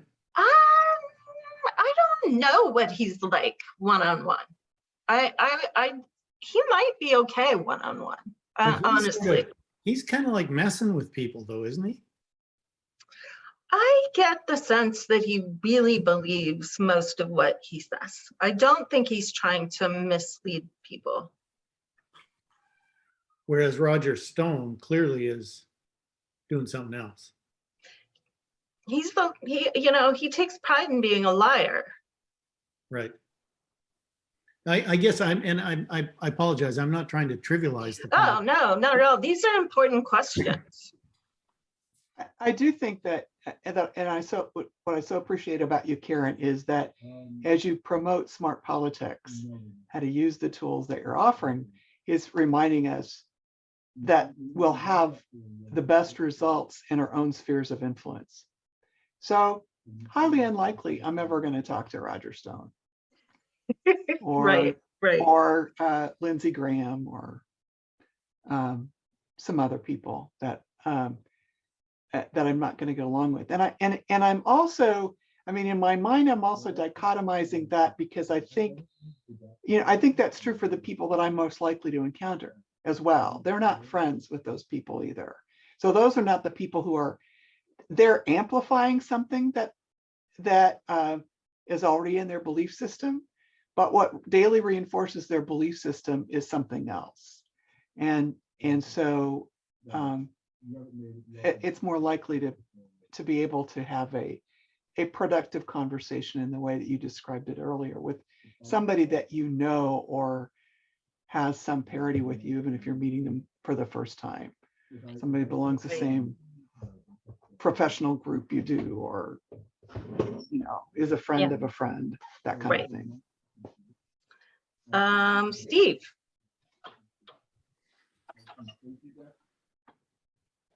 Sorry, I was going to ask you if you could briefly explain where that humor reaction comes, kind of what's a discrepancy between, what was it, between what and what?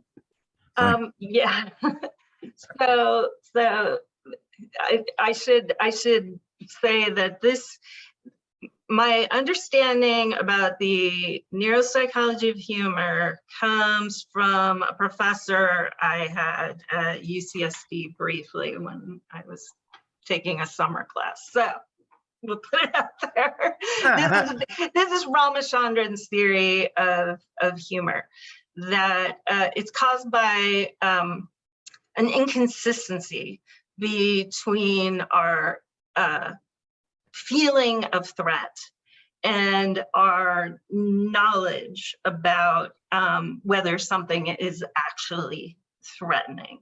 And it's like, if you're familiar with the feeling of cognitive dissonance, it's kind of like a feeling of cognitive dissonance, but it gets expressed as humor.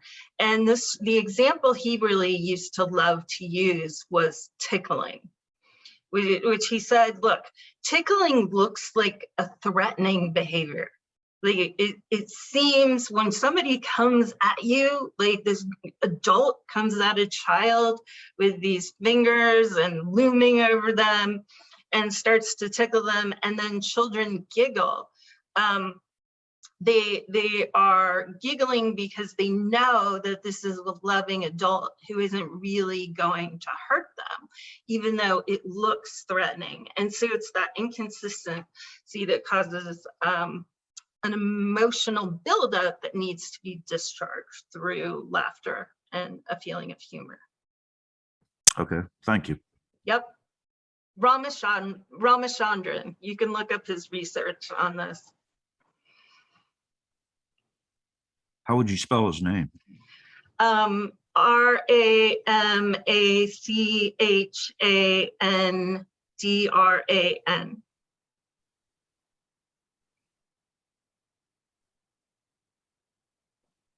Thank you. Yep.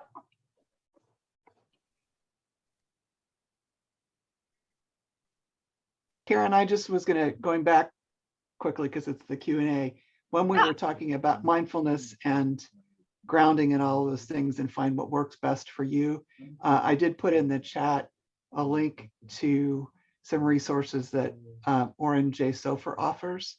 One of those is a 20-minute exercise that takes you through four different things. And I found that helpful because I have asthma, and actually breathing I found is not my best go-to because my breathing isn't always solid to begin with. Yeah. And so then that just increases my anxiety. So I found some things that are more helpful than that for me. That's great. And that is a perfect example of how all of us need to find the tools that work best for us.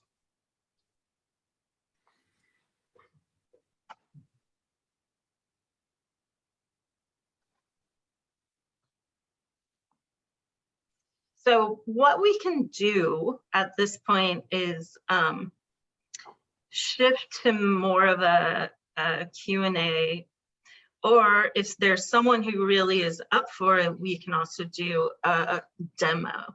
And if we did a demo, I kind of would like to do a demo where somebody gets really aggressive. And I demonstrate the way I set boundaries.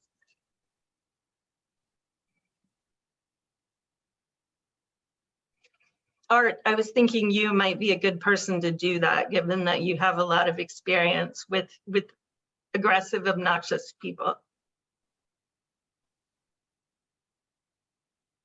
Oh, you're muted. I do, yes. I admit I'm pretty whipped though, and yeah. I mean I just don't, in that role play, I don't know where to draw the line. Yeah. It's hard. I mean, I've done this again with our talk radio project. I've done it with people, and if you want to cut them some slack so that they feel they're making a little progress, but I mean, some of these people are just, in other words, I'm not going to give you any agreement. You're in my house, and just would talk over you and over you and over you. And that's what I've experienced. And so I don't know how to, I don't know where that 85% or that still human person is. Well, but Karen, if he does that, you can go to your fourth step, right? Which is to spend the conversation, right? And So- yeah, and that's, but then I'm not, then she's not meeting, I'm assuming, meeting her other goals, right? Well, There's- sometimes you've yeah, got other to, than, yeah, yeah, I mean, sometimes you can't meet all your goals, Right. right? Sometimes the bare minimum goals that David Kant lays out, that I'm a pretty big fan of, is one, at some point you express yourself authentically in the conversation, and two, you haven't burned a bridge, like they're willing to talk with you again. And if you accomplish those two things, then that's pretty darn good. Like it's not great, but it's enough. Yeah, Jim. So I just wanted to follow up on what Art was saying, because he, I think, is talking about what I was talking about in a sense that, I know I'm not going to, and I hope I never do meet Roger Stone, but some of us who do media coverage, I do a lot of media interviews because of my book. Yeah. I could end up talking about Roger Stone, or I could, and I think that what I now am beginning to understand is that you're talking about something very personal, right? You're talking about, Thanksgiving dinner with your family or friends, and Christmas, and the importance of those conversations, which Canvassing, right? Knocking on, right? Talking to voters. Absolutely, really powerful kinds of communications, but they're personal. They're not kind of on stage like that Black woman was. And in talking to Shapiro about his strange views of, sociology and psychology and whatever. But it just seems to me that, like, I get a lot of resistance from, like, I refer people to you all the time, tell them to read it, to go to your site and understand what it is that you're trying to do. But I get a lot of resistance in the activist community because people are pissed. Yeah. Right? And they're pissed for a damn good reason. There's a lot of horrible things going on. Yep. And I know that you're not suggesting that's not true. You're just trying to help people be more effective, right? But sometimes people can be more effective by, on the public stage, by being maybe not quite as nice. You know what I mean? Maybe less like the Dalai Lama and, more like, I don't know, somebody else. But it certainly would be the case if you were if you had a talk show and people were attacking. So, yeah, it's interesting. So I have a podcast, right? And I was actually talking about this last night a little bit. We were talking about emotions, and Art called in and we discussed this. And so one of the things examples I gave Art was of the power of jujitsu on the public stage, right? So it is true, it can be really hard in a conversation with one of these people you're talking about to have an impact on them. But there is a dynamic that happens with an audience where you can have an impact on the people who are watching. And I take advantage of this a lot on social media with lurkers. There are a lot of lurkers out there, and people watch me have conversations with people I disagree with. And they're actually more influenced by those conversations than the people I'm talking with, because the person I'm talking with is trying to defend their position in some way. The person watching doesn't feel so threatened So they're able to just kind of listen with more of an open mind. One of the things I've done before is to go onto the Fox News page where, you know, everybody is very anti-left. Like these are rabid right-wing people if they're hanging out on the Fox News page. And one of the times I did this, I went, it was when Barbara Bush died. And there was a lot in the news about how leftists were attacking Barbara Bush and saying horrible things about her. And Fox News had run a story about how horrible this was, and it just showed what terrible people leftists were and what have you.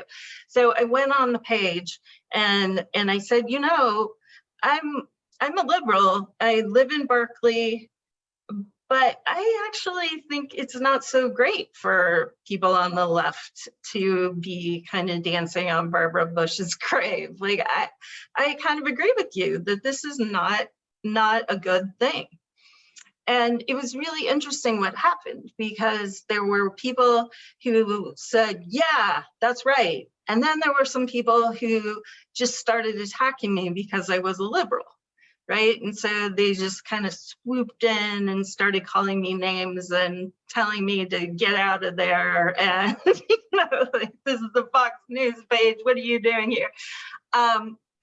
And then there were several people who came in and started defending me from the people who attacked me, and started saying, you know what, you know, you can't attack her. She just agreed with us. And if we want people to change their minds and to think more like us, we have to treat them better than this. And it created a whole discussion on the Fox News page of all places about like having better discussions and treating people on the other side well. So what I'm getting at is, one of the things that we can do in these public spheres is engage in verbal nonviolent action. You know, if you think about what nonviolent action was in the vision of Gandhi or Dr. King or Nelson Mandela, they took actions where they knew they would be attacked unfairly, unjustly, because they knew the impact it would have on the people who were observing. Like, it would become apparent that this was terribly unjust. And that's what I mean when I say smart politics can be about verbal jujitsu. Like, we can take that action in a public space and not be aggressive, and take the hate that comes at us so much that people begin to realize how out of line it is. Yeah, I think I completely agree with that. Because it seems to me that if you allow the narrative to be an endless battle between good and evil, then people don't actually understand what you're talking about, like what you're concerned about, right? Right. And so I agree with you. And so I don't think I was sort of advocating that, okay, we can treat Roger Stone differently, because if we do treat Roger Stone differently, we end up talking about something completely different. Yeah, right, yeah. than what the real concerns are. And so I agree with you. I just have a friend who is, you know, he's kind of like, but Jim, there's evil in the world. You know, there's evil. You got to deal with the evil. And so I'll say to him, you know, talking about compassion and empathy and the kinds of things you're talking about here, he'll say, I'll say, well, it worked for Martin Luther King. And he'll say, yeah, but it wouldn't have worked quite as well unless Malcolm X was around. Mm-hmm. And which is true, you know, I think, right? I mean, there is that kind of contrast, I think. But I mean, activists are like tough people to, you know, the deeper they care, the kind of more combative they are, right? You know, and thank God they be care. hard. Thank God they care, you know, that's Yeah. because the big problem is most people don't bother. Right, right. You want to check on Steve. He's had his hand up for a long time. I don't know if that's. Oh, yeah, I wasn't sure if it was left up. Steve, are you still trying to get in here? Yes, I am. Golly, all this, and I'm not trying to be oppositional at all, but the way I see it is dealing with people that are certifiably, that meet all the different characteristics of a person that is brainwashed. And I find that I often think that people in our society are just triggered, or someone that is, how do I want to say it? Just in a cult, I'll put it that way. Yeah. And how difficult it is for people to be escape from the cultish situation they're in. So does that make sense? Yes. So what I can tell you that you may find helpful is as a psychiatrist, I know that I've treated people who have been in cults, and I know what the primary treatment is for cults, and that is for their family and loved ones to maintain as strong a connection to them as possible. So the biggest danger when someone starts getting involved in a cult is that their connection to family and friends will be severed. That is what the cult wants. The cult wants for the person not to have contact with their family, not to have contact with their friends, because that way the cult can completely control them, control all the information they receive, all the activities they engage in. So for us, that means there's a very clear path for helping people escape that kind of control and that kind of belief system. And that is keeping our relationships strong and even deepening them, doing whatever we can to make them know that they are loved and cared for and that we will accept them no matter what. Okay. Now, do you define cult-like behavior to being brainwashed, I guess? Are they synonymous? Brainwashing is usually seen as a technique used by cults. And I think it can exist outside of cults, but it's hard to brainwash somebody. So some of the interventions that you can engage in are if you have a family member, for example, who's getting too much disinformation, so much disinformation that it just seems to be driving all of their thinking on the topic. A great intervention that's very simple, don't fight with them about the information. Right. Just try to encourage them to spend less time watching that news, right? Like, let's go out to a ball game. Let's go to the movies. Let's go throw a football around. Like, let's do other things rather than sit around listening to talk radio and watching OAN. Let's have a conversation about, something good. Okay.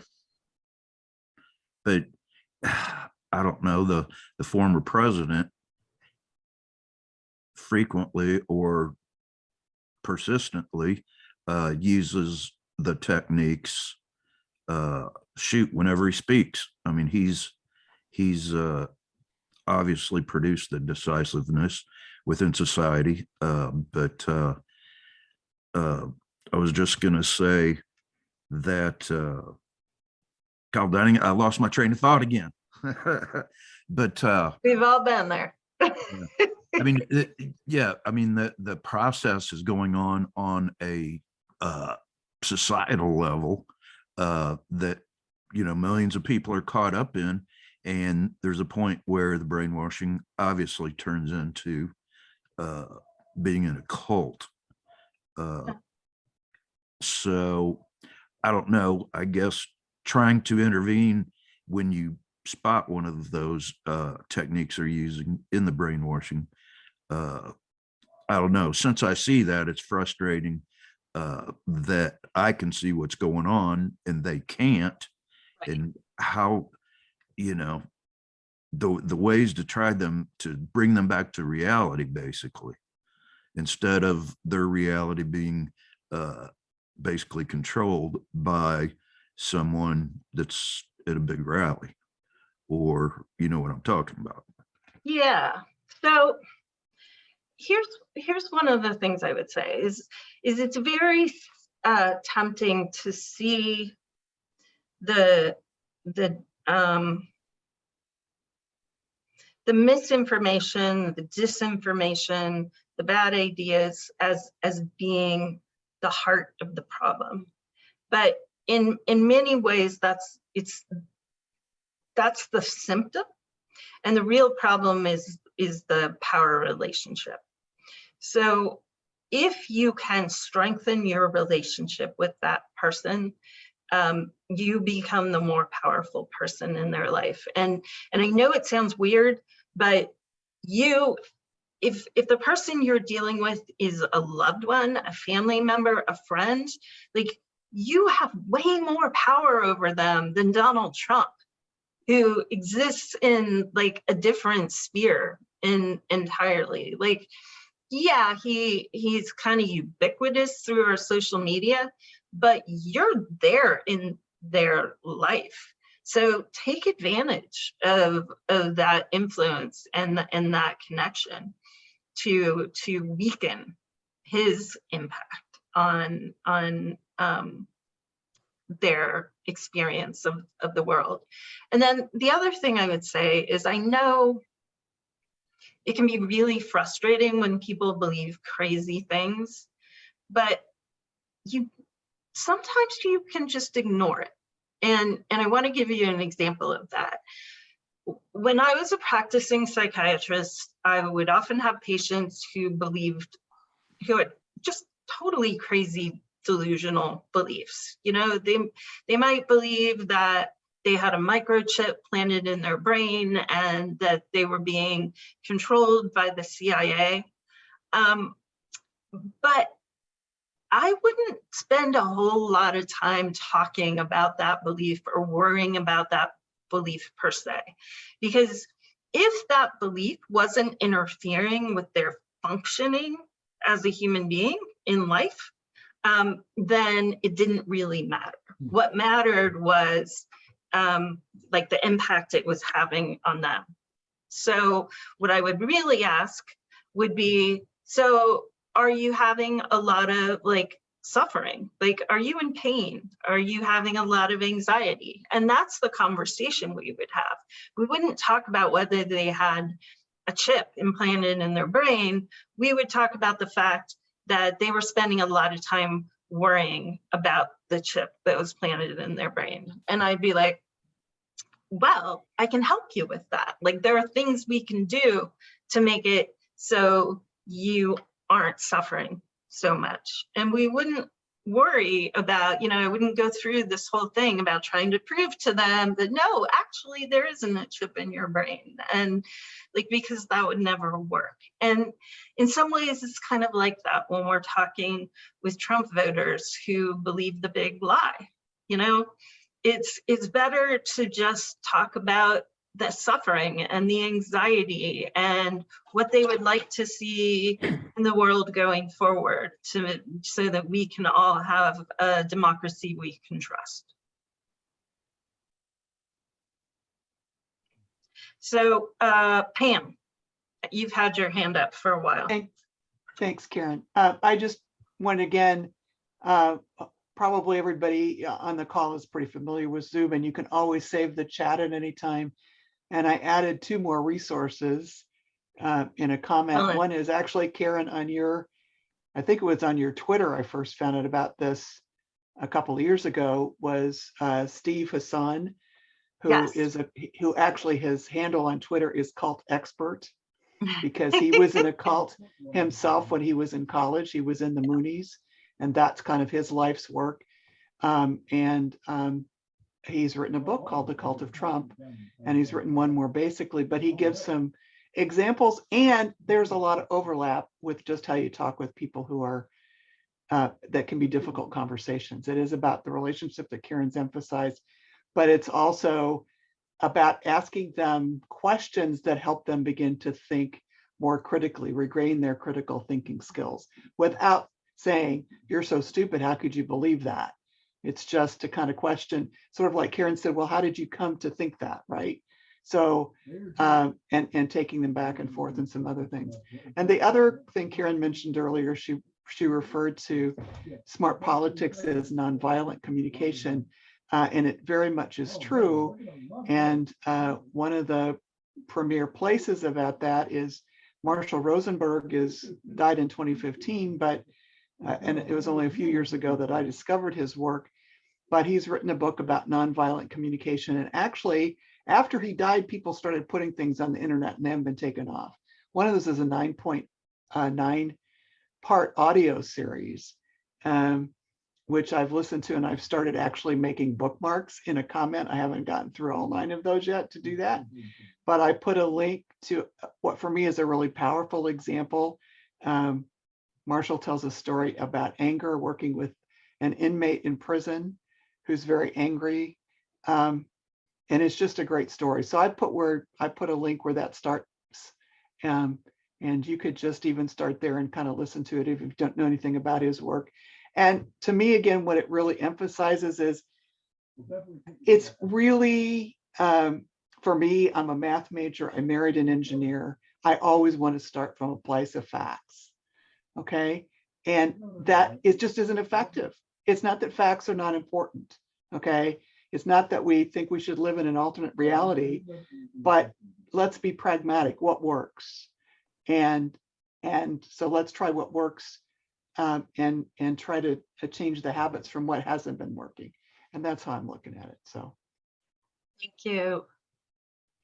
Yeah, I'm a big fan of Marshall Rosenberg too. So I highly recommend his work. Say thank you. Sure, absolutely. You can say thank you. Thank you. Thank you all for being here. Well, thank you. Thank you.